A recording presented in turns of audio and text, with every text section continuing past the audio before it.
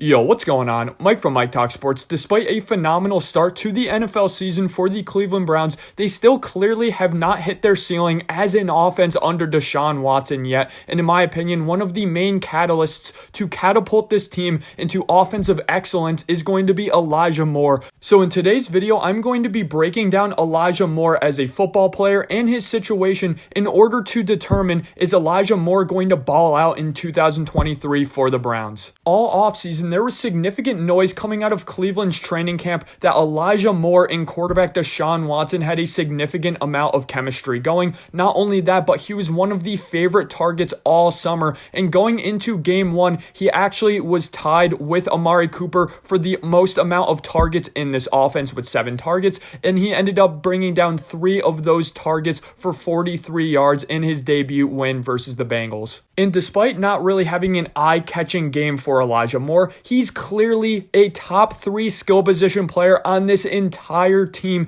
He's clearly better than guys like Donovan Peoples-Jones and any other receiver not named Amari Cooper in this offense. And I would even go as far to say he's slightly more talented than a David Njoku. So it is really him, Nick Chubb, and Amari Cooper who are going to be getting significant targets in this offense from a run perspective and a pass game perspective. And considering Amari Cooper is already hurt this early on into the season, and considering his injury history, Elijah Moore, no doubt in my mind, is going to have a few weeks in the 2023 season as the number 1 option for Deshaun Watson in the passing game. Even if he's the second fiddle all year to Amari Cooper, he's still going to get about 7 to 8 targets a game. This is a Cleveland Browns team that is going to be extremely competitive this year. They have a very underrated, good defensive roster with obviously an excellent running game. This is going to be an offense that has a significant opportunity on a week-to-week basis to score touchdowns, which is definitely a good positive for Elijah Moore.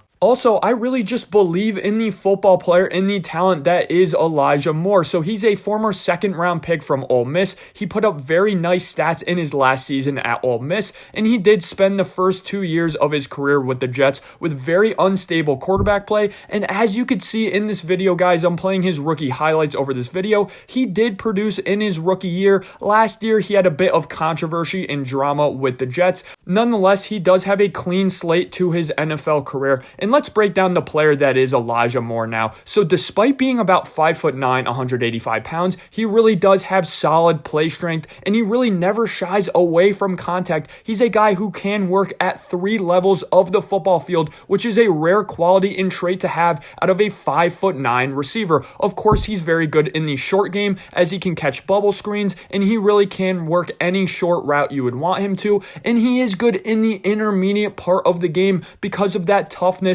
because of that sneaky play strength, and overall the willingness to absorb big contact and big hits over the middle of the field of safeties and linebackers. So he actually can work some nice 15-yard out routes, some 15-yard dig routes for Deshaun Watson to hit. And then, of course, he is a nice deep threat as well. He has well above average ball skills for a 5'9" receiver, and overall he has slightly above average ball skills for an NFL receiver, and he does have very nice long speed to pair along with those solid hands and ball skills. Of course, the name of his game is his agility, it's his acceleration, and the short area quickness. It always allows him to get open quickly, and again, paired with that good long speed, it actually makes him a solid threat after the catch as well. Something that stands out to you about Elijah Moore that is a bit rare out of a young receiver is the spatial awareness in which he plays the game with. He's a guy who reads to me when I watch him on the field as a pretty high IQ football player out there. He does have nice zone instincts. He really reads the play pre and post snap, and he does a good job at dropping into the soft part of the zone nicely for his quarterback to hit him on a consistent basis on zone coverages. Now, here's my big one concern with Elijah Moore. Considering he is 5'9", he of course has a very limited catch radius, and overall the length of Elijah Moore really is lacking with his arm length. And pair that with Deshaun Watson, a quarterback who, let's be completely honest, has struggled in his Brown career so far. It wouldn't surprise me to see Elijah Moore put up some duds against some better NFL defenses this season. The reason I say that is because overall, I think Deshaun Watson probably will put up some duds against some good NFL defenses this season, and so will his receivers if this is the case.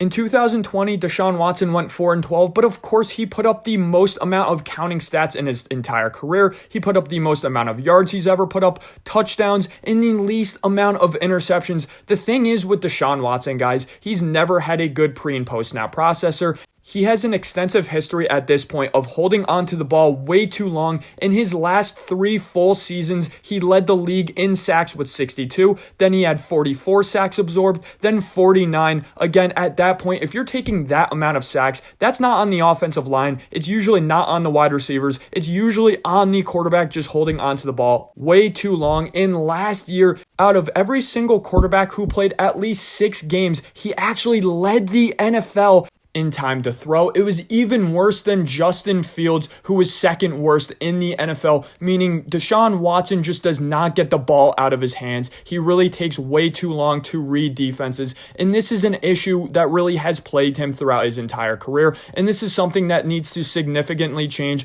in order for the Browns passing attack to get more consistent. Thanks for watching today's video of Mike Talk Sports. Let me know in the comment section below, do you agree with my take that Elijah Moore is very talented and he'll ball out with the Browns this season? And do you agree with my take that Deshaun Watson's pre and post snap processor needs to get a little bit better? If you enjoyed today's video, I really appreciate it, guys. Smack that like and hit subscribe.